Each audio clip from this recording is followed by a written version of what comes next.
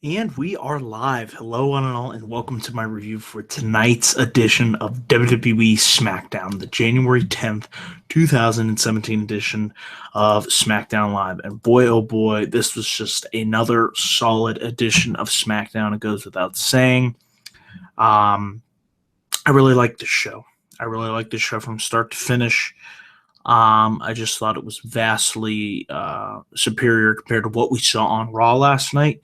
This show really got me excited and made me look forward to the Royal Rumble, which is less than 19 days away. So mission accomplished for SmackDown tonight. So if you guys are coming on in, you know how it works here. I got the live chat up and running, so feel free to leave your comments in the live chat throughout this video as we break down and discuss everything that happened tonight on SmackDown Live, because there's certainly a lot to talk about. We had a lot of developments. We had some fresh matchups, and made me look forward to next week. And we had Royal Rumble news. So yes, solid show once again for SmackDown. And it, like I said, you compare this to Raw, and it's not even close. Raw is just down here, and SmackDown is up here. So yeah, guys, I really look forward to reviewing this show. It's always it's really easy to review the SmackDown show because there's not really too much to pick apart here. There's some minor things that I'll gripe about. For the most part, it's going to be a positive review. So, and speaking of positive, let's talk about how SmackDown kicked off the air tonight. It started with your new Intercontinental Champion, Dean Ambrose. Like I said last week, I was really shocked to see Ambrose walk out with the IC Championship. I didn't think that he would beat The Miz for the title, but hey, you know what? It was a surprise. And let's see where they go with Dean Ambrose in his second reign as IC Champion. Ambrose pretty much said, as he kicked off the Ambrose Asylum, he officially announced himself in the Royal Rumble match. And he had this alligator head, and he said that he called the alligator head Maurice.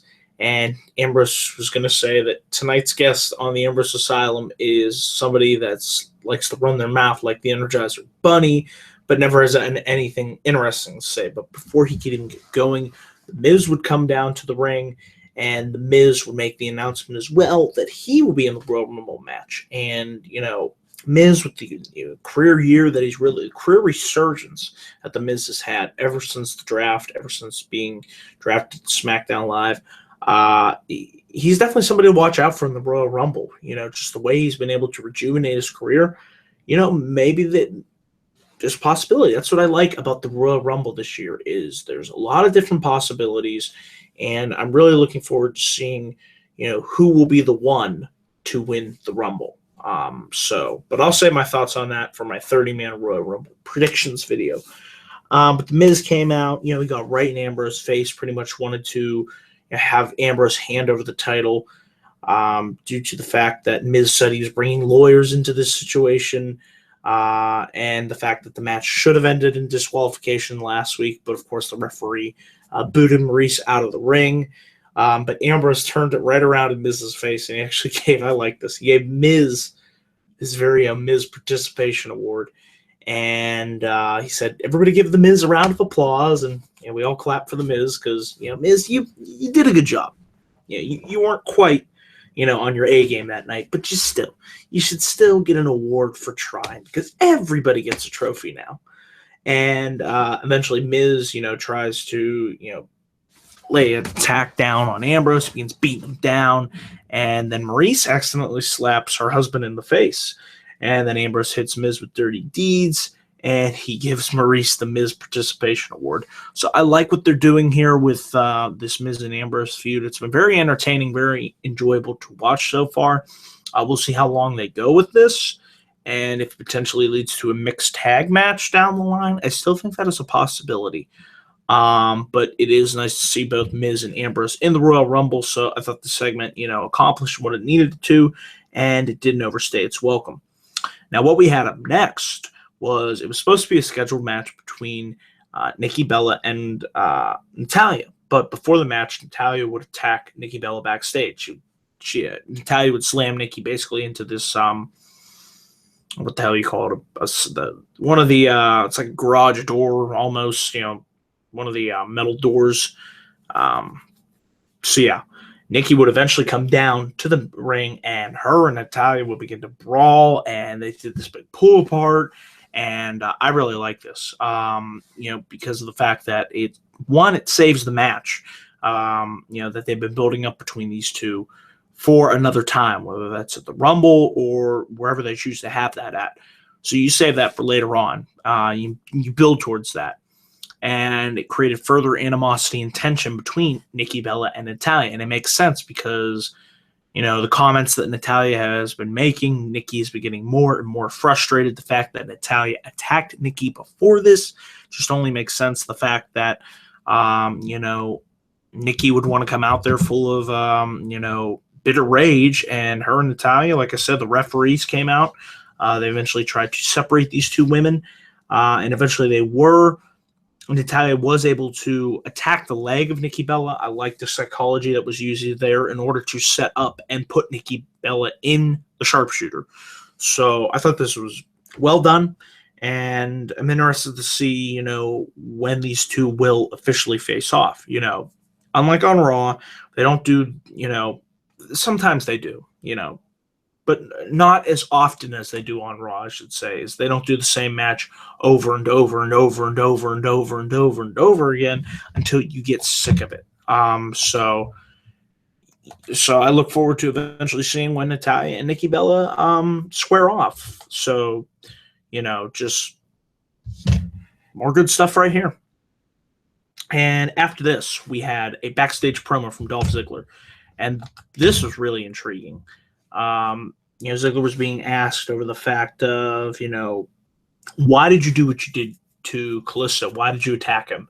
And Ziggler didn't say anything at all. He pretty much kept quiet, kept to himself. And I like this. It really, created intrigue, suspense to seeing what would Ziggler do tonight in his match against Kalisto. And I thought the match between him and Kalisto, was a solid match. You could tell Ziggler was working more of a heel style, slowly. It wasn't, the turn would, to me, it wasn't really a heel turn. It was like the beginning of a heel turn. The seeds were planted last week.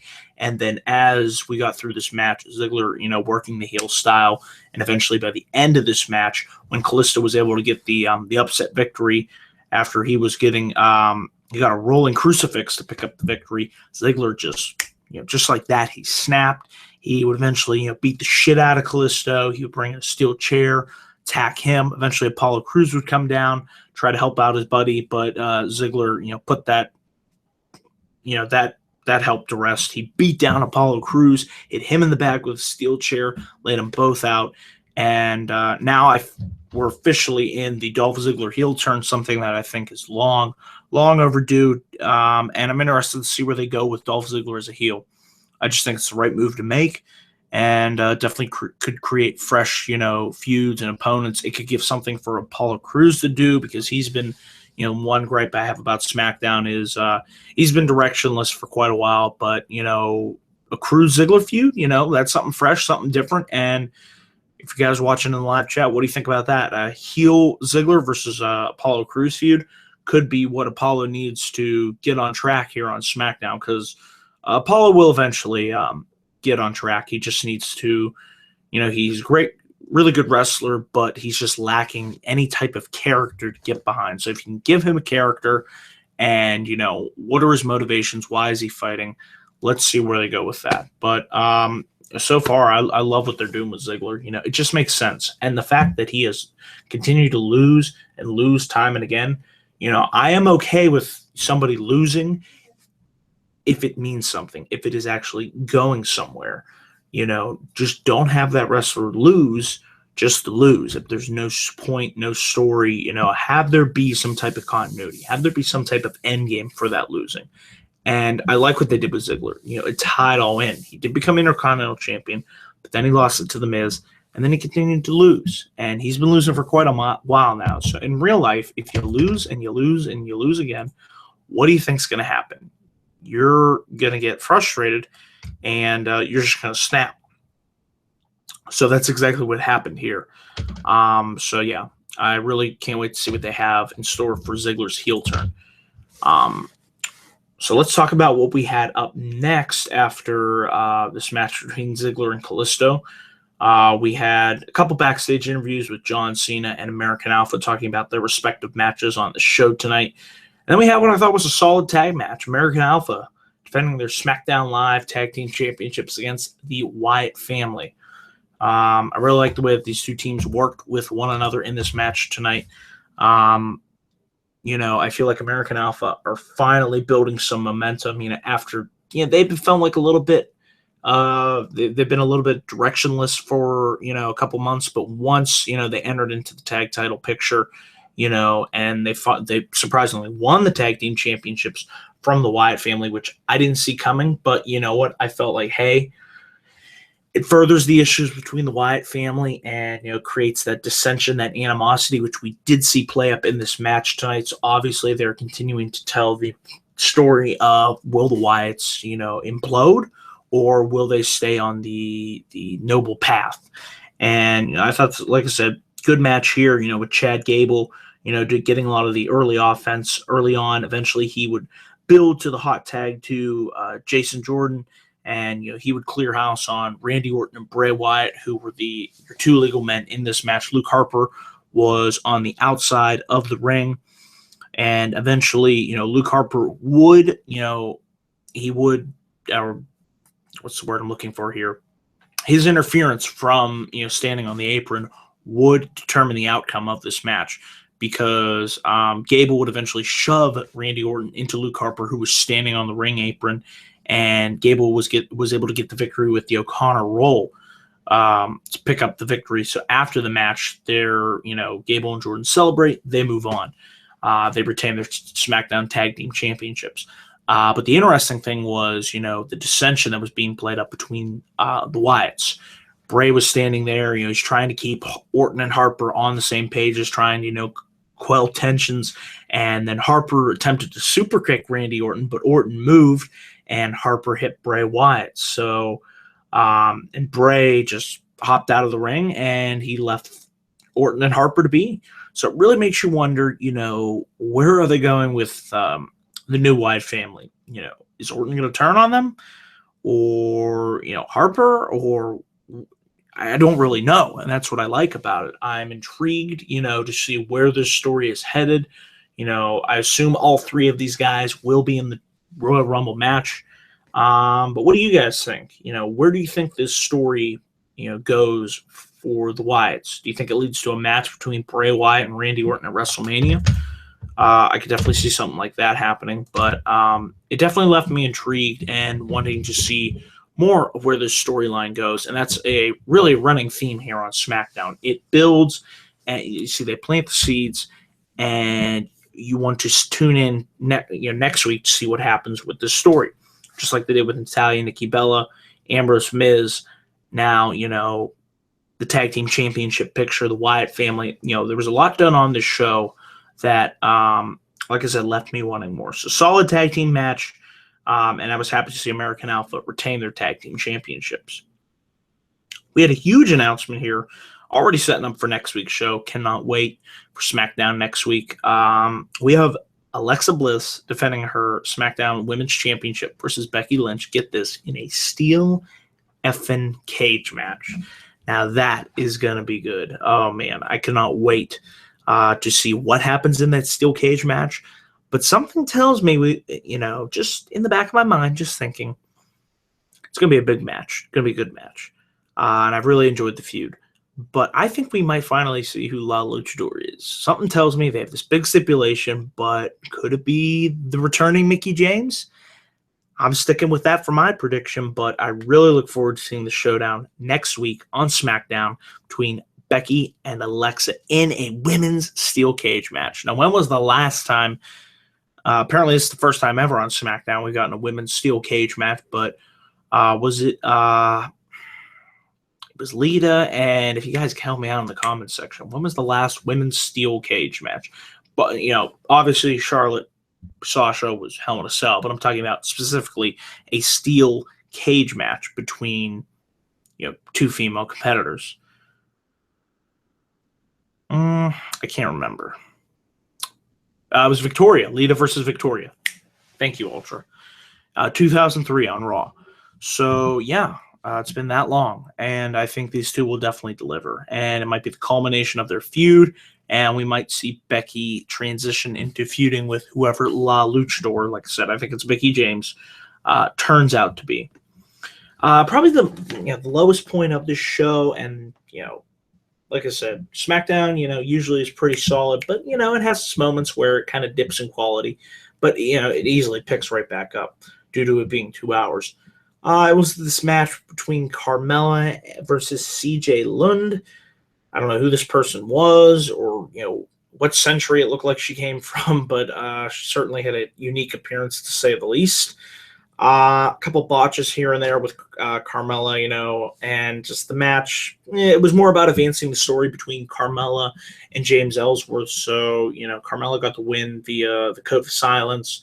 So nothing really too much to say. At least the match didn't overstay its welcome, but there were definitely some botches here and there in this match. But afterwards, Carmella was backstage with James Ellsworth, and she said she was going to give him a complete makeover. So, okay, we'll see where that goes. Like I said, not really sold yet on Carmella and James Ellsworth as, I guess, going forward as a couple, but we'll see. We'll see what happens. See what happens with this makeover next week. And then, guys, we go right up to our main event, Baron Corbin versus John Cena, with AJ Styles, of course, on commentary. So it's great to see AJ out for this match. The phenomenal one. He is indeed. I thought this was a good match. Could have used more time. It looked like they were, a little bit short on time towards the end, so they kind of had to get their stuff in quickly before the show went off the air. I thought, I don't know if you guys thought that Corbin would get a win. I thought for sure Cena was going to win this match, and I was just hopeful that they would make, Corbin look strong despite losing. And, I thought he got, some moments of offensive measures in there against Cena. He had Cena down and had his number early on. But, of course, Cena, how he is, he's able to get back in there, and he connected with the Tornado DDT. He followed that up with a side slam and hit the 5-knuckle shuffle, picked Corbin up for the attitude adjustment for the victory. So, I would have liked to have seen Corbin got the win, but like I said, he did have his moments in this match. He threw Cena into the steel ring steps, and eventually he had a nice power slam on Cena as well. So there were moments where, Corbin was able to display his dominance, and he hung in there pretty well with Cena. Like I said, this match could have used more time, but for what it was enjoyable. So solid, enjoyable main event. Nothing really too much to gripe about there, except for the fact that Cena won, but I kind of saw that coming. And Cena and Styles stare each other down to end the show. So that is it, guys, for SmackDown. Like I said, it is really easy just breezing by and reviewing this show because there really ain't too much to gripe about. It's just an easy, enjoyable, just fun show to watch. Really, sit back, relax, and just enjoy the ride. And that's really what I did for this show. And while I didn't think it was good, this episode was as good as the previous 2 weeks, I still thought it was a solid episode. So I was debating the grade on giving this show, but I'm going to give it a B+. It's very close to an A-, but I'm on the fence. I'm just going to go with a B+. There's a lot to like about this show, and it definitely laid the groundwork for what's to come next week. So, yeah, guys, that is it for my SmackDown review. If you're watching live, let me know in the live chat, what did you think of tonight's edition of SmackDown Live, and what grade would you give it? And after this video is posted, please feel free to leave your comments down below in the comments section. Your thoughts on SmackDown. What did you like? What didn't you like? And all that good stuff. And before I happen to go off the air here, I should probably check my SmackDown poll. I usually post it after Raw and SmackDown. 12 of you voted. We got 50% thumbs up, 17% thumbs down, and 33% said it was better than Raw. So that always brings a smile to my face. So that is it, guys. Thank you for watching this SmackDown Live review. And remember, tomorrow I will be back up here for my 30-man Royal Rumble predictions video that will be airing live on Google and YouTube here on, or should I say, at 7 p.m. So come on over for that. Should be a good conversation. I have several guests on for that. So, like I said, stay tuned for that. And that is it, guys. Thank you for tuning in. Remember to click that like and subscribe button for more video content coming soon from to this channel. And I will catch you guys tomorrow night for my Royal Rumble video. So until then, guys, take care and have a great rest of your night.